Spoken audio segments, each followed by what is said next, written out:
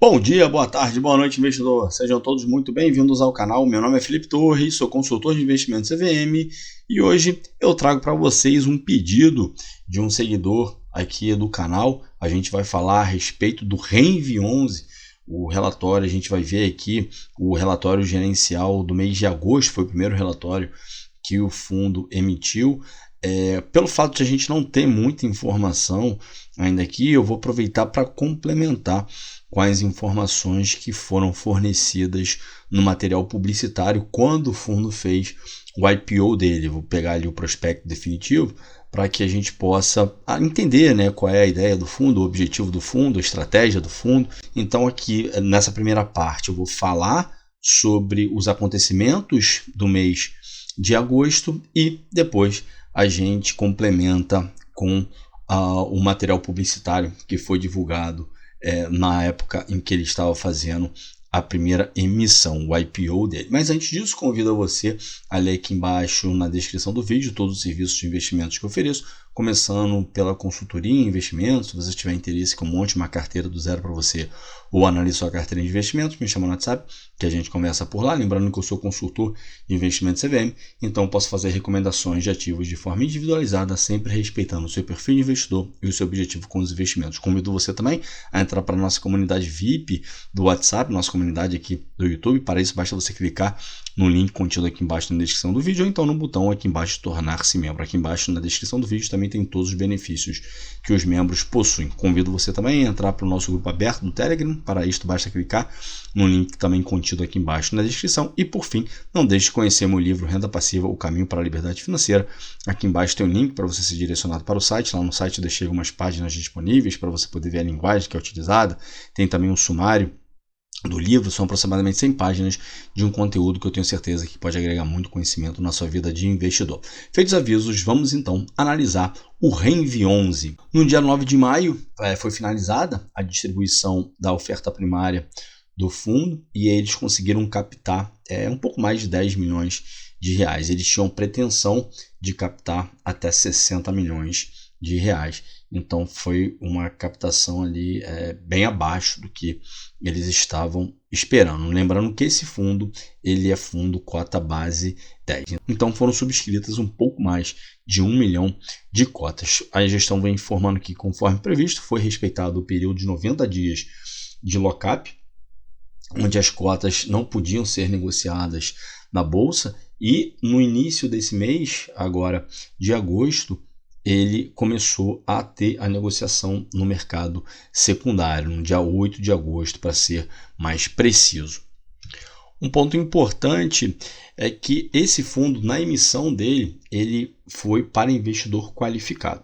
Só que agora, em agosto, foi emitido um novo regulamento do fundo, e aí que vem especificando que depois de 6 meses em que o fundo começar a ser negociado no mercado secundário, ele vai poder ser negociado junto ao público de investidor em geral, né? Então vem falando aqui, sem prejuízo do local para negociação, as cotas adquiridas no âmbito da oferta somente poderão ser negociadas no mercado secundário junto ao público investidor em geral após decorrer de 6 meses da data de encerramento da oferta. A oferta ela foi encerrada em maio desse ano, então a gente levando em consideração esses 6 meses, então para novembro o investidor em geral já terá condições de negociar as cotas desse fundo no mercado secundário. Aqui no relatório de agosto, a gestão vem informando que alguns ativos que estavam presentes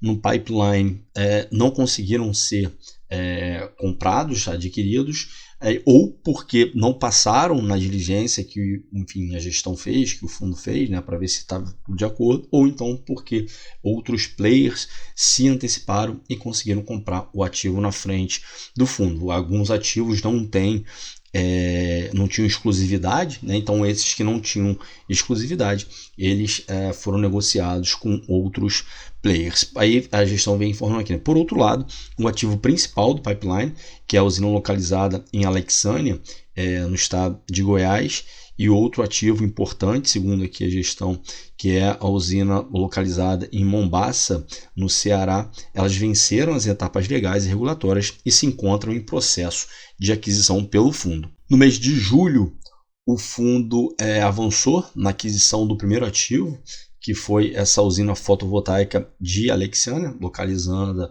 em Goiás, como a gente viu ali, e essa região, essa cidade, né, Alexânia, é uma região cuja distribuidora de energia é a Equatorial. Vem informando que o valor total da operação foi de praticamente 6 milhões de reais, né, 5 milhões 950 mil reais, com uma capacidade de geração de receita mensal na média ali, de 80 mil reais. A usina tem potência total de 1,3 megawatts pico e potência de geração de 2,1 megawatts hora por ano. Aqui a gestão vem informando que as obras da Alexânia já foram finalizadas, inclusive também já foram vistoriadas pela concessionária local. No entanto, ainda não houve a energização por parte da distribuidora, que é a Equatorial, e isso daí já está com um atraso de mais de 60 dias em relação ao previsto.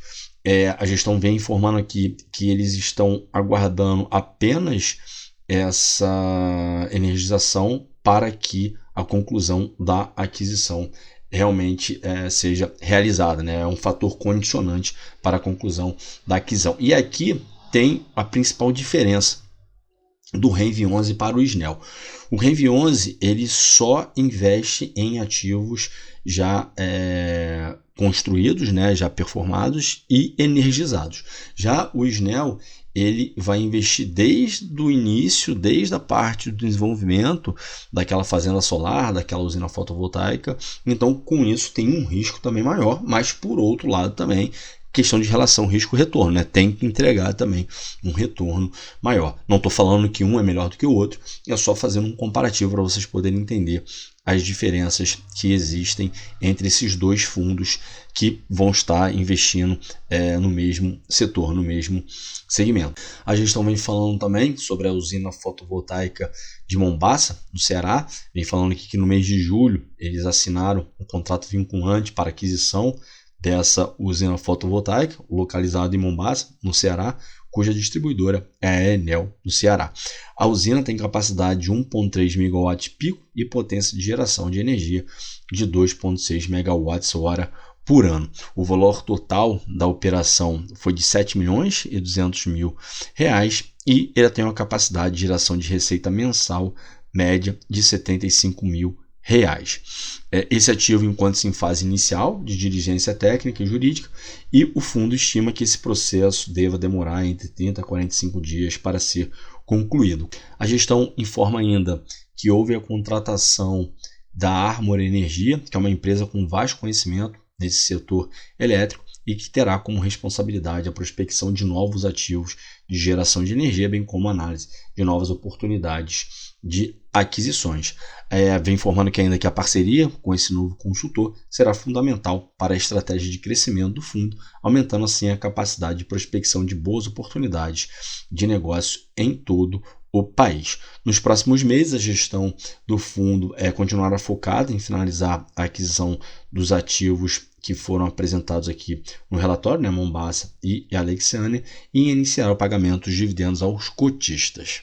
Após lermos as novidades do fundo que ocorreu em agosto, agora eu vou focar aqui nos principais pontos que foram divulgados, né, e que foram informados durante o prospecto definitivo do fundo, quando ele fez o IPO dele, para trazer aqui, enfim, qual é o objetivo do fundo, a estratégia do fundo, para vocês poderem entender também o que tem por trás do fundo e quais são as expectativas para esse fundo em relação à questão de rentabilidade, o que o fundo pretende entregar e outras informações que eu julgo ser bastante importantes. Então, qual é o objetivo do fundo? O objetivo dele é investir em operações de geração distribuída na parte de energia solar. Então, ele tem esse foco de geração distribuída em energia solar. Então, essa aqui é o principal objetivo do fundo. E aí, aqui, ele vem trazendo, né, alguns pontos ali que a gestão considera ser importante para que o o ativo, né, faça parte ali, para que a fazenda solar faça parte do portfólio do fundo. Então tem que ser ativos em operação.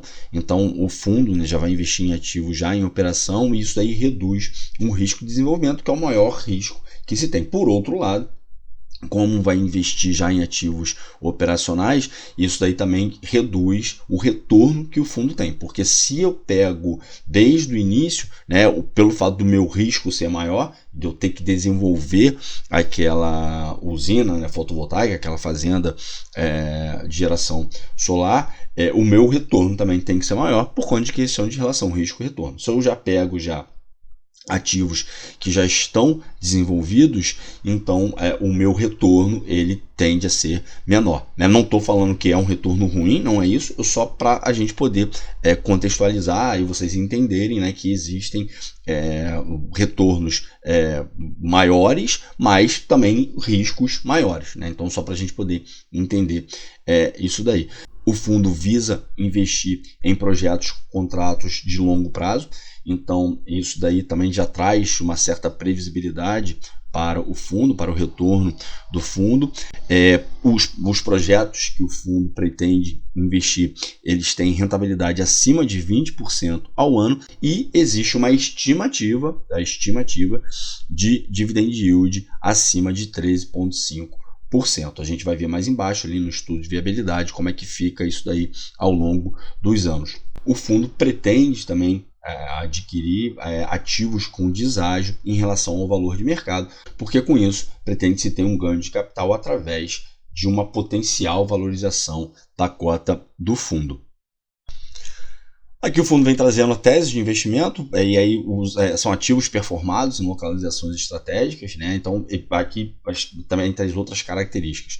Então ele foca investimento em projetos de geração distribuída nível 1, que porque tem geração distribuída 1, 2 e 3, né? Então esse geração distribuída 1, eles foram homologados antes do dia 7 de janeiro de 2023. E aí isso daí faz com que esses fundos tenham isenção no pagamento dessa tarifa de uso do sistema de distribuição, que é o TUSD, até 2045. E aí é só para vocês poderem entender que tarifa é essa daqui. É a tarifa que é paga para que esses projetos de geração distribuída possam utilizar aquele sistema de distribuição para que aquela energia que foi gerada por aquela usina fotovoltaica possa ser inserida no sistema elétrico e ali ser distribuída. Então é a tarifa que é utilizada para poder utilizar, né, o sistema de distribuição de energia. Então esses projetos de GD1, eles têm isenção no pagamento dessa tarifa até 2045. O fundo investirá em ativos já operacionais, como a gente já viu lá em cima, né? E aí que ele vem falando, mitigando assim os riscos de engenharia e de conexão das usinas, mas por outro lado também foi aquilo que eu falei, né? Tem-se um retorno também menor por conta de não participar de todo o desenvolvimento daquele ativo. Então, questão de risco e retorno, relação risco-retorno. O fundo terá uma diversificação regional, evitando assim concentração em poucos estados e aí mitigando, né, riscos tributários, climáticos e tarifários. Como a gente viu, o retorno-alvo dos projetos em torno de 20% ao ano. Projetos com correlação e prêmio em relação à inflação, a gente vai ver mais embaixo ali que eles divulgam um estudo que foi realizado onde a tarifa de energia cresce acima do IPCA no Brasil. Então, com isso, você estaria, né, tendo um retorno maior do que o próprio IPCA. E diversificação de modelo de monetização, mitigando assim riscos regulatórios de inadimplência e vacância. Aqui eles trazem a matriz elétrica brasileira, então a gente ainda tem uma alta dependência na matriz hídrica, né, praticamente 50%, e a segunda matriz em fonte renovável, não só em fonte renovável, né, mas de modo geral, seria a solar com 17%. Então é um potencial ali bastante interessante que se tem para poder explorar esse tipo de geração. Também vem informando aqui que a geração distribuída ela vem tendo um crescimento bastante expressivo, a gente consegue ver aqui nesse gráfico, né, de 2017 até 2023, e a gente vê que tem um crescimento anual composto de mais de 100%, praticamente 102%, né, o que é bastante expressiva. Só para vocês poderem entender, a geração distribuída é aquela geração que ela pode ser realizada pelo próprio consumidor. Então, quando você, por exemplo, instala ali placas solares, né, no telhado ali da sua casa ou na sua empresa, enfim, então isso daí é considerado geração distribuída, porque pode ser geração distribuída ou geração centralizada. Geração centralizada são aquelas grandes usinas fotovoltaicas que nós vemos, né? Então, e normalmente é longe do consumidor, né? Por conta justamente da área que é necessária para se instalar. Então, essa questão de geração distribuída, ela também já fica mais próxima ali do consumidor, fica mais próximo de quem vai consumir aquela energia. Então, só para vocês poderem entender a diferença, né, de geração distribuída para geração centralizada. Aqui eu trago uma evolução da tarifa de energia em comparação com o IPCA. Então, eu venho trazendo aqui, né, que durante o período de agosto de 99 até maio de 2022, o IPCA registrou um aumento de 316,14%. Por outro lado, o preço da energia elétrica residencial apresentou um índice de inflação acumulado de 395%, atingindo uma marca de 474% em março de 2022. Aqui ele faz um comparativo, né, entre 2015 e 2021, o IPCA teve uma rentabilidade de 48%, né, e a energia residencial teve um aumento de 114%. Aqui a gestão vem trazendo as formas de receita das usinas. Então pode ser na modalidade Power Purchase Agreement, que seria geração compartilhada ou alto consumo remoto, ou então energia por assinatura. E qual seria a diferença dessas duas?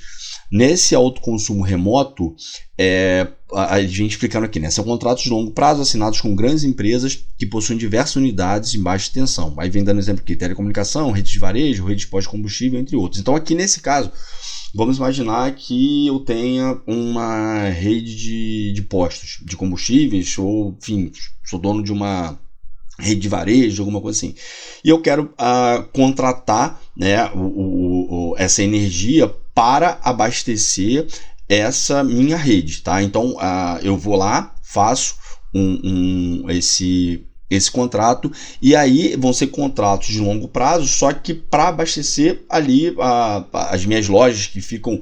E aí um ponto aqui importante: essas lojas, elas têm que ficar, né, na mesma área daquela distribuidora. Então vamos imaginar, por exemplo, eu estou aqui em Florianópolis, né? Vamos imaginar que eu tenho uma rede de varejo, um pós-combustível, então todas elas teriam que ser aqui nessa região que é atendida pela mesma distribuidora. Mas aí eu vou ter na rua A, depois na rua B, na rua C, na rua D, desde que seja atendida pela mesma distribuidora, eu posso estar utilizando esse contrato. Já na energia por assinatura, aqui qual é a diferença? Ele vem explicando aqui, né? Vários consumidores de energia de baixa tensão constituem uma associação que fará o compartilhamento dos créditos de energia. Então aqui, nesse caso, as pessoas vão se reunir e não precisa ter a mesma titularidade como ocorre naquele primeiro modelo que a gente viu. Então, por exemplo, vai ser o Guinho, o Zezinho, o Betinho,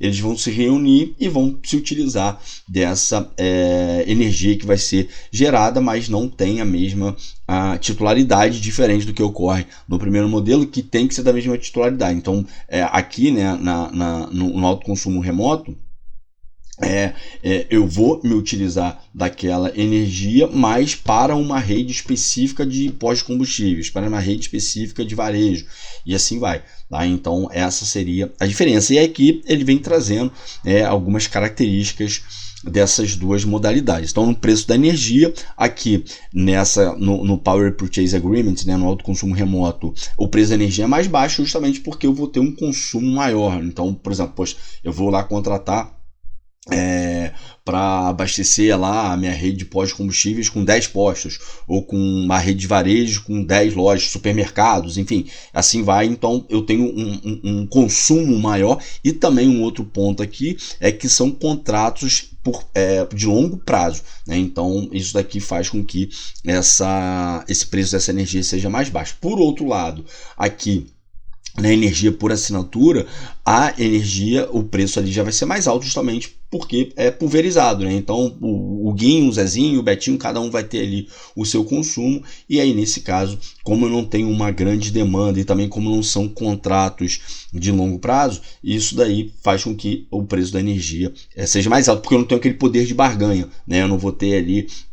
isso aí ocorre, se a gente vê, né? Por exemplo, um varejo, né? Quando a gente vai lá nesses atacadões, né, esses supermercados ali que vendem em grande quantidade. Por que eles conseguem vender por um preço mais baixo? Justamente porque eles compram em uma quantidade muito grande. Então, quanto maior a quantidade daquele produto que eu estou comprando, né, para depois estar repassando, eu consigo ter esse poder de barganha, né? Na parte de pulverização, aqui no PPA eu vou ter uma pulverização menor, porque são poucos compradores, como a gente viu, né? Vai ser ali uma determinada rede de supermercados, uma determinada rede de varejo, de pós-combustíveis. Já na energia por assinatura eu tenho uma pulverização maior, porque são vários consumidores, né? Então existe também essa diferença. Risco de inadimplência aqui no PPA é concentrado, porque vão ser poucos consumidores nessa modalidade, né? Então vai ser ali, porque, por exemplo, vamos imaginar, pegando exemplo aqui, uma Magazine Luiza da vida, ou então uma rede de supermercados aí grande na sua cidade. Então, se acontece algum problema com aquela rede de supermercados, se acontece algum problema com a Magazine Luiza, ou enfim, alguma outra empresa, uma rede de pós-combustíveis, Shell, BR Distribuidora, enfim, alguma dessas também conhecidas, Ipiranga. Então, o risco é mais concentrado, porque é uma única empresa que está pegando aquela energia e está distribuindo entre ali aquela rede, né, que ela tem, né, daquele posto que ela tem, daqueles supermercados, daquelas lojas que ela tem. Já na energia por assinatura, o risco de inadimplência é baixo, porque justamente por conta de ser mais pulverizado. Então, uma coisa, a pulverização e o risco de inadimplência estão ligados, né? Quando eu tenho uma pulverização menor, eu tenho o meu risco de inadimplência concentrado. Quando eu tenho uma pulverização maior, o meu risco de inadimplência ele se torna mais baixo. Aqui, em relação ao risco de vacância, no PPA ele é baixo, justamente porque é um contrato atípico que vai ser assinado, e por outro lado, ali na energia por assinatura, o risco de vacância é alto, porque vai depender da região onde está instalada a usina fotovoltaica. Aqui eles trazem um esquema que ficou bastante interessante e mais fácil de compreender. Então, por exemplo, aqui na parte de geração compartilhada, nós temos a fazenda solar. A fazenda solar vai gerar aquela energia, vai injetar essa energia na rede, e a concessionária vai distribuir essa energia para o consumidor final, né? Então aqui ocorre o compartilhamento dos créditos. Nesse caso aqui, os consumidores eles vão pagar pelos créditos adquiridos para a gestora de crédito, porque tem uma gestora que vai estar fazendo essa gestão desse crédito, dessa energia que foi distribuída, e essa gestora de crédito ela vai pagar pelo aluguel do imóvel onde fica instalada a usina, tá? Aqui no autoconsumo remoto, também da mesma forma, tem a fazenda solar vai gerar a energia, essa energia vai ser injetada na rede, a concessionária vai distribuir essa rede ali para o consumidor final. Só que aqui nesse caso, como a gente viu lá em cima, são créditos que são direcionados para unidades